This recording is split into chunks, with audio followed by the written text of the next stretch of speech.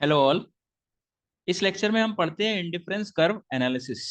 तो ये indifference curve analysis क्या होता है?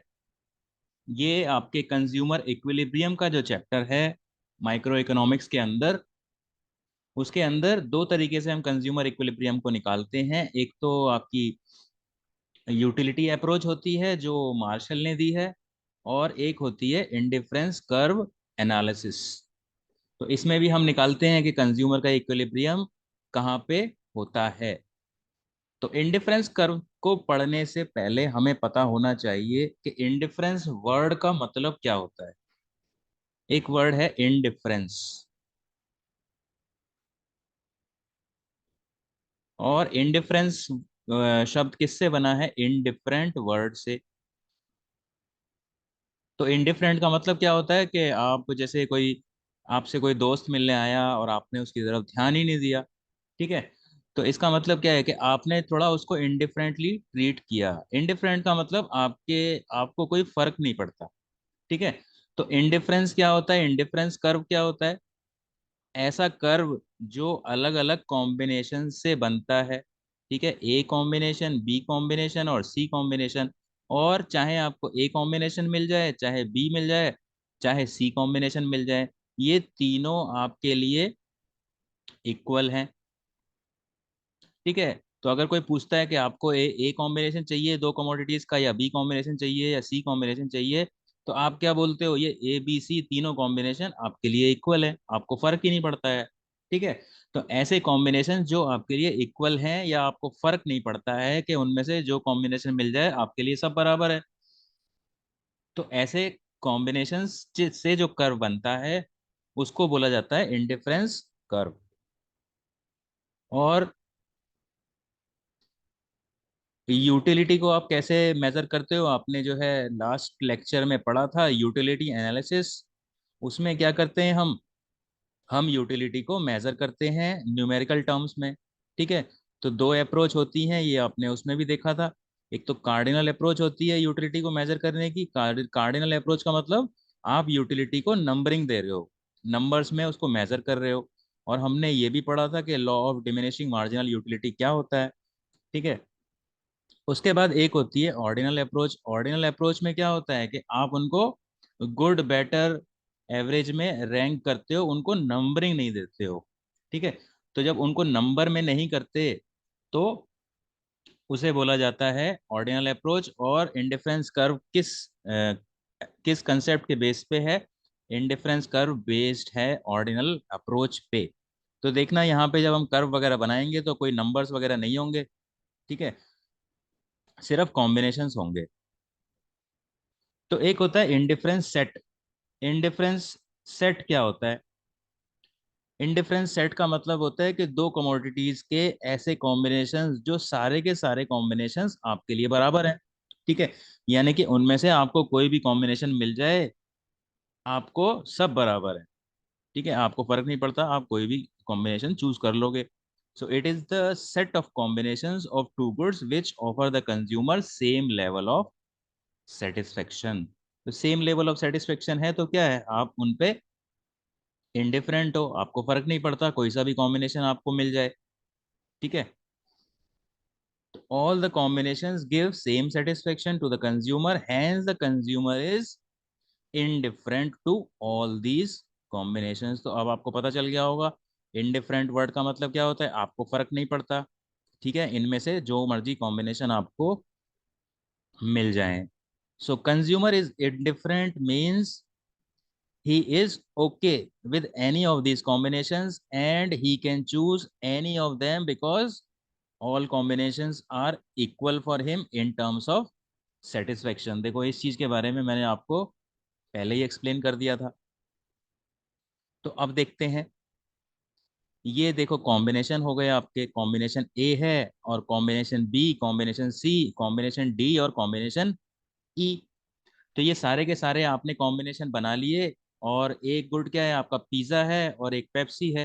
तो अगर आपको कोई दोस्त पार्टी देता है और वो कहता है कि एक पिज़्ज़ा मंगा लेते हैं और 20 कोल्ड ड्रिंक मंगा लेते हैं, या फिर उसने बोला कि एक और ऑप्शन है, दो पिज़्ज़ा मिलेंगे तो 12 कोल्ड ड्रिंक मिल जाएगी, और अगर तीन पिज़्ज़ा मिलेंगे तो 6 कोल्ड ड्रिंक मिल जाएगी। 4 पिज्जा मिलेंगे तो 2 कोल्ड ड्रिंक मिलेगी, और 5 पिज्जा मिलेंगे तो 1 कोल्ड ड्रिंक मिलेगी। तो बताओ इन इन सब में से कौन सा कॉम्बिनेशन ऑर्डर करें। तो आप क्या बोलोगे कि ये सारे कॉम्बिनेशन हमारे लिए बराबर हैं, इनमें से कोई भी ऑर्डर कर दो। ठीक है। तो यानी कि ये जो कॉम्बिनेशन है इनसे क्या बन जाएगा, एक इंडिफरेंस सेट बन जाएगा। इंडिफरेंस सेट वो उन कॉम्बिनेशन का कॉम्बिनेशन है, ठीक है, जो आपके लिए बराबर हैं। यानी कि एक कॉम्बिनेशन, दो कॉम्बिनेशन, तीसरा, चौथा और पांचवा, ये सब आपके लिए बराबर हैं। इनमें से आप कुछ भी चूज करो, आपको फर्क नहीं पड़ता। यानी कि आप इनडिफरेंट हो इनके लिए। All these combinations are equal for the consumers, any of these combinations will give him equal satisfaction. यानी कि आप इन सब कॉम्बिनेशन के लिए इनडिफरेंट हो, ये सारे कॉम्बिनेशंस आपके लिए बराबर है। उसके बाद इंडिफरेंस कर्व की डेफिनेशन क्या है, देखो इकोनॉमिक्स के अंदर कोई भी कर्व होता है उसकी डेफिनेशन क्या होती है, उसकी शेड्यूल का ग्राफिक रिप्रेजेंटेशन। जो पीछे हमने शेड्यूल बनाई है, ठीक है, जो पीछे शेड्यूल बनाई है उसको ग्राफिकली आप प्रेजेंट कर लो एक्स एक्सिस और वाई एक्सिस पे, तो आपका क्या बन जाएगा, आपका इंडिफरेंस कर्व बन जाएगा। तो इंडिफरेंस कर्व होता है इस तरीके से, और हमें क्या देखना है, ये होता है convex. Indifference curve is convex to the origin, ये इसका एक फीचर भी है। ठीक है। उसके बाद हम देखते हैं इंडिफरेंस कर्व की प्रॉपर्टीज क्या होती हैं। ठीक है। तो इंडिफरेंस कर्व की प्रॉपर्टी, सबसे पहली प्रॉपर्टी क्या है, डाउनवर्ड स्लोप करता है लेफ्ट से राइट। ठीक है। क्यों, कोई भी चीज डाउनवर्ड स्लोप करेगी जब दो चीजों में नेगेटिव रिलेशन होगा। तो आपने देखा होगा कि एक पिज्जा था वहां पे और एक पेप्सी थी। ठीक है। तो एक की क्वांटिटी में घटाया जा रहा था, तो दूसरे की क्वांटिटी में बढ़ाया जा रहा था। ठीक है। तो जब एक की क्वांटिटी बढ़ाते हैं, एक की क्वांटिटी घटाते हैं और दूसरे की क्वांटिटी बढ़ाते हैं, तो नेगेटिव रिलेशन हो गया। तो नेगेटिव रिलेशन जब किसी भी दो कमोडिटीज में होता है और फिर आप उनका कर्व बनाओगे, तो क्या होगा, वो नेगेटिव स्लोप वाला होगा। तो the consumer has to sacrifice one good to increase the consumption of other good. तो जब एक एक को बढ़ाने के लिए दूसरे को घटाना पड़ता है, तो आपका जो स्लोप बनेगा, उसका कर्व बनेगा, उसका नेगेटिव स्लोप होगा। दूसरी प्रॉपर्टी क्या है, देखो, convex to the origin. So it means the slope of indifference curve decline, slope decline करता है। देखो ऐसे देखो, अगर मैं आपसे बोलूं कि इस पे गाड़ी चलानी है आपको, तो ये जो एरिया है ना, ये बहुत रिस्की है ना, यहाँ पे थोड़ा सा कम रिस्क है। ठीक है। और यहाँ पे थोड़ा सा और कम रिस्क है। ठीक है। तो इसी को बोला जाता है मार्जिनल रेट ऑफ सब्स्टिट्यूशन। यानी कि एक तरीके से आप अगर याद करना चाहो, तो मार्जिनल रेट ऑफ सब्स्टिट्यूशन घटता है यहाँ पे। और मार्जिनल रेट ऑफ सब्स्टिट्यूशन को याद कैसे करोगे, एक तरीके से मान लो रिस्क, अगर आप गाड़ी चला रहे हो, तो देखो ये वाला जो फेज है, यहाँ पे गाड़ी चलाना बहुत मुश्किल है, यहाँ पे थोड़ा सा और आसान है, और यहाँ पे थोड़ा सा और आसान है। तो जब रिस्क कम होता है, तो यानी कि हम उसको बोलते हैं यहाँ मार्जिनल अपॉर्चुनिटी कॉस्ट या मार्जिनल रेट ऑफ सब्स्टिट्यूशन घट रहा है। और जब ऐसा होता है, तो कोई भी कर्व बनाओगे तो वो कैसे बनेगा आपका, कॉन्वेक्स। तो यहाँ पे ये जो पिक्चर है, अगर आपको मैं यहाँ बोलूँ कि आपको ड्राइव करना है इसके ऊपर, ऊपर से नीचे की तरफ, तो ऑफकोर्स ये बहुत रिस्की है। फिर यहाँ पे कम रिस्क है और यहाँ पे और कम रिस्क है। तो हम क्या कह सकते हैं, यहाँ पे एमआरएस घट रहा है, और एमआरएस को एमओसी भी बोलते हैं। ठीक है। और एक और चीज मैं बताता हूँ, एमआरएस निकालते कैसे हैं, change in Y axis upon change in X axis. ठीक है। तो एमआरएस निकालने का यही फॉर्मूला है। और आपने एक चीज देखी होगी, ये तो मार्जिनल निकालने का फॉर्मूला होता है। ठीक है। तो किसी भी चीज का जो मार्जिनल होता है वही बताता है कि उस चीज का स्लोप क्या होगा। ठीक है। और change in Y upon change in X, ये मार्जिनल निकालने का फॉर्मूला होता है। तो ये तो हो गया convex to the origin. MRS is the rate at which the commodity is sacrificed in order to increase 1 unit of other commodity। यानी कि यहाँ पे क्या है, पहले रिस्क ज्यादा है, यानी कि यहाँ पे MRS ज्यादा होगा। ठीक है, यहाँ पे थोड़ा और कम होगा और यहाँ पे थोड़ा और कम होगा। तो MRS is the slope of any curve, और कोई भी चैप्टर में इकोनॉमिक्स के अंदर कोई भी अगर आप कर्व बनाते हो, उसका स्लोप निकालोगे तो उसको MRS बोलेंगे। ठीक है, तो किसी भी कर्व का स्लोप क्या होता है, MRS होता है। और इसका फॉर्मूला क्या होता है, इसका फॉर्मूला मैंने अभी आपको बताया था, change in Y upon change in X. तो वाई एक्सिस पे जो भी कमोडिटी आप बना रहे हो और एक्स एक्सिस पे जो भी कमोडिटी है, उनमें से आप देख लो, वाई एक्सिस का डिफरेंस निकाल लो चेंज, और एक्स एक्सिस का डिफरेंस निकाल लो। तो ये इस तरीके से हम किसी भी चीज का स्लोप निकाल सकते हैं इकोनॉमिक्स के अंदर। अब अगली प्रॉपर्टी क्या कहती है इंडिफरेंस कर्व की, higher IC means higher satisfaction and lower IC means lower level of satisfaction. अब देखो, ये एक इंडिफरेंस कर्व है, ये भी एक इंडिफरेंस कर्व है, और ये भी एक इंडिफरेंस कर्व है। ठीक है, तो एक इंडिफरेंस कर्व हो गया ए बी सी कॉम्बिनेशन है जिसके ऊपर, और एक इंडिफरेंस कर्व हो गया डी ई एफ हो गया, और एक इंडिफरेंस कर्व हो गया जिसपे कॉम्बिनेशन जी एच आई। और हमने पढ़ा था कि इंडिफरेंस कर्व पे जितने कॉम्बिनेशन होते हैं सब बराबर होते हैं, यानी कि A is equal to B is equal to C, ये कॉम्बिनेशन बराबर है। ऐसे ही D combination is equal to E combination is equal to F combination. ऐसे ही G combination is equal to H combination is equal to I combination. ठीक है, और इंडिफरेंस कर्व बनता ही इन्हीं चीजों से है कि सेम, जो अलग अलग कॉम्बिनेशन जो सेम लेवल ऑफ सेटिस्फेक्शन देते हैं। तो IC1 पे जो DEF है, जो DEF है ये IC1 पे है, ये ज्यादा सेटिस्फेक्शन देंगे, ये मोर सेटिस्फेक्शन देंगे किससे, ABC से। ठीक है, क्यों, क्योंकि IC1 राइट में है। आईसी के तो राइट वर्ड जो आईसी होता है वो ज्यादा सेटिस्फेक्शन वाला होता है, और लेफ्ट वर्ड जो आईसी होता है वो कम सेटिस्फेक्शन वाला होता है। तो इस तरीके से हायर आईसी का मतलब हायर सेटिस्फेक्शन, और लोअर आईसी का मतलब लोअर सेटिस्फेक्शन। तो हायर आईसी का मतलब राइट साइड में जो आईसी है, और लोअर आईसी का मतलब जो लेफ्ट साइड में है। तो ये एक प्रॉपर्टी हो गई इंडिफरेंस कर्व की। और higher IC means higher satisfaction, combination DEF give more satisfaction than combination ABC, ये मैंने आपको अभी बता दिया। और lower IC means lower satisfaction, combinations GHI give less satisfaction than combinations AB and C। ठीक है, और ऑफ कोर्स GHI का जो सेटिस्फेक्शन है वो DEF से तो कम होगा ही होगा। ठीक है,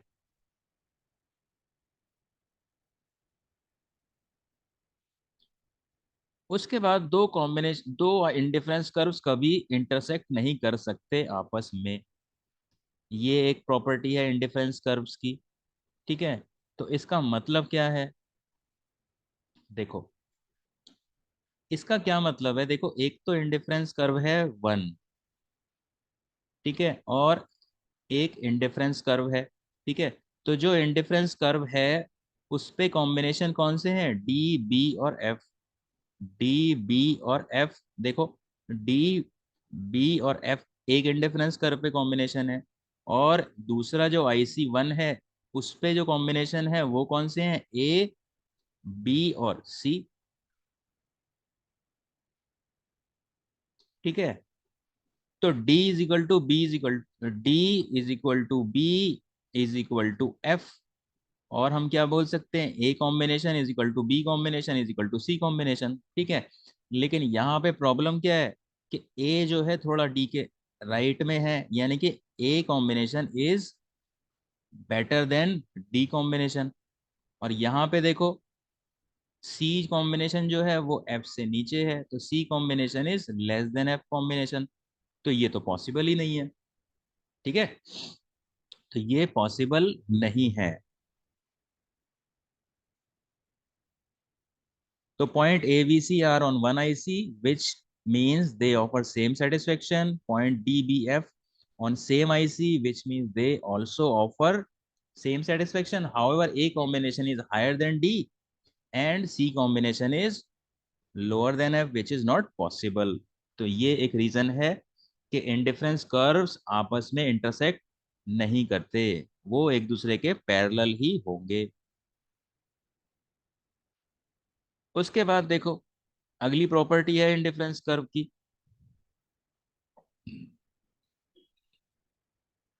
अगली प्रॉपर्टी ये कहती है कि इंडिफरेंस कर्व कभी भी एक्स एक्सिस और वाई एक्सिस को टच नहीं करता है। ठीक है, अब अगर यहाँ पे वाई एक्सिस को टच कर रहा है, इसका मतलब क्या है? इसका मतलब क्या है? आपका वाई तो है लेकिन एक्स जीरो हो गया, है ना।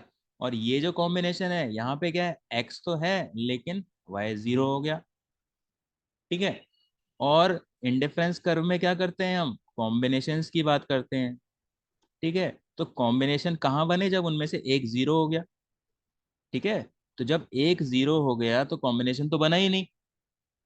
तो इसीलिए इंडिफरेंस कर्व बनता कैसे, कॉम्बिनेशन से बनता है। और अगर एक्स एक्सिस और वाई एक्सिस को टच कर देगा वो, तो क्या होगा, कॉम्बिनेशन बनेगा ही नहीं, वो तो एक ही कमोडिटी रह गई।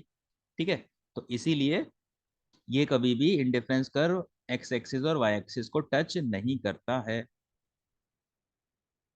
तो इसका एक्सप्लेनेशन क्या है, if it touches Y axis it means there is no consumption of good X pizza, and if it touches X axis it means there is no consumption of good Y या Pepsi। ठीक है, whereas indifference curve analyzes the combinations only, there are no combinations on X axis or Y axis, that is only one good is there in the basket। तो ये reason है कि indifference curve कभी भी x axis और Y axis को touch नहीं करता है। तो अब ये देखो, ये सारी की सारी प्रॉपर्टीज आपको पता होनी चाहिए। पहला क्या था, लेफ्टवर्ड स्लोप, फिर क्या था आपका कॉन्वेक्स, उसके बाद अगला था आपका हायर आईसी का मतलब होता है हायर सेटिस्फेक्शन और लोअर आईसी का मतलब होता है लोअर सेटिस्फेक्शन। और दो आईसीज कभी इंटरसेक्ट नहीं करते, और इंडिफरेंस कर्व एक्स एक्सिस और वाई एक्सिस को टच नहीं कर सकता। तो ये सब था हमारा इंडिफरेंस कर्व के बारे में, और इसकी एजम्पशंस भी पढ़ लेते हैं इंडिफरेंस कर्व की। इंडिफरेंस कर्व की पहली एजम्पशंस क्या है, money income of the consumer is given and does not change. तो मनी इनकम आपकी चेंज नहीं होती है, अगर मनी इनकम बढ़ गई तो आपके कॉम्बिनेशन चेंज हो जाएंगे। ठीक है, आप ज्यादा चीजें खरीद पाओगे, दोनों गुड्स की। ठीक है, अगर आपकी इनकम बढ़ गई है तो इनकम डज नॉट चेंज, तो वही चीज आ गई सेट्रिस पारिबस, अदर थिंग्स रिमेनिंग कांस्टेंट। और consumer spends his income on such goods which can be substituted for each other like apples and oranges. तो देखो, ऐसे दो गुड्स पे कंज्यूमर अपने पैसे खर्च करता है जिनको सब्स्टिट्यूट करते हैं एक दूसरे को। यानी कि मैंने पिज्जा और पेप्सी का एग्जांपल लिया था, तो पिज्जा घटा रहे थे तो पेप्सी बढ़ा रहे थे। तो एक चीज को बढ़ा रहे हो दूसरे को, एक चीज को घटा रहे हो और दूसरे को बढ़ा रहे हो, इसका मतलब क्या है, दोनों चीजें एक दूसरे को सब्स्टिट्यूट कर पा रही हैं। और द कंज्यूमर्स प्रेफरेंस और scale of preference for the two goods is well defined. Consumer की प्रेफरेंस इज वेल डिफाइंड है, generally speaking his intensity of desire for a good will increase when he has less of it, likewise his intensity to desire for a good would decrease when he has more of it। तो ये देखो, ये जो explanation है, ये किस चीज का एक्सप्लेनेशन है, कि ये जो है आपका कॉन्वेक्स होता है उसका रीजन है ये। और कॉन्वेक्स होता है, इसका एक और मतलब क्या था, इसका मार्जिनल अपॉर्चुनिटी कॉस्ट या फिर marginal rate of substitution decrease करता है। तो डिक्रीज क्यों करता है, उसका उसका जो रीजन है, एक्सप्लेनेशन, ये पॉइंट 3 है। उसके बाद more of goods always give more satisfaction to the consumer, this is called monotonic preference for a good. तो ये देखो वर्ड है इंपॉर्टेंट, मोनोटोनिक प्रेफरेंस, इस पे एक नंबर का सवाल आता है। ठीक है, एक नंबर का सवाल आता है, उसमें लिखा रहता है कि डिफाइन मोनोटोनिक प्रेफरेंस।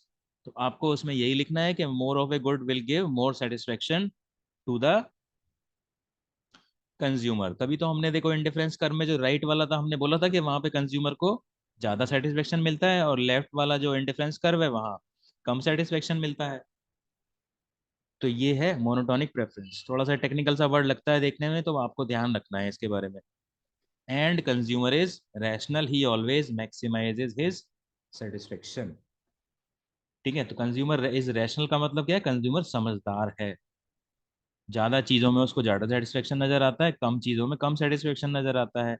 लेकिन अगर कंज्यूमर रैशनल नहीं है, मतलब उसका दिमाग दिमाग ठीक नहीं है, तो वो क्या बोलेगा कि मुझे तो कम चीज़ें ज़्यादा अच्छी लग रही हैं और ज़्यादा ज़्यादा चीज़ें अच्छी नहीं लग रही हैं। तो ये तो कुछ अजीब सी बात हो गई। ठीक है, तो रैशनल का मतलब क्या होता है, कंज्यूमर समझदार है। समझदार का मतलब क्या होता है, वो मोनोटोनिक प्रेफरेंसेस में बिलीव करता है, यानी कि ज़्यादा किसी भी चीज़ की जो कॉम्बिनेशंस हैं या गुड्स हैं वो उसको ज़्यादा सेटिस्फेक्शन देंगे।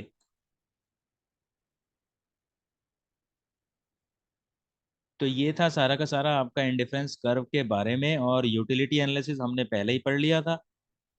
ठीक है, और ये किस अप्रोच के बेस पे है, ये ऑर्डिनल अप्रोच के बेस पे है, जहाँ पे हम यूटिलिटी को नंबर्स में मेजर नहीं करते, हम उसके कॉम्बिनेशंस बना रहे हैं और कॉम्बिनेशंस में कह रहे हैं कि ये कॉम्बिनेशन सारे बराबर हैं। और यूटिलिटी एनालिसिस में हमने क्या किया था, कार्डिनल अप्रोच से किया था। हमने यूटिलिटी को नंबरिंग दी थी, पॉइंट्स दिए थे। ठीक है, तो ये दोनों जो कंज्यूमर इक्विलिब्रियम की जो कंसेप्ट है, इनमें ये डिफरेंस है। और ये भी एक इम्पॉर्टेंट टॉपिक है आपके पूरे सिलेबस का, और एग्जाम में जरूर आता है। So that is it for this lecture, thank you.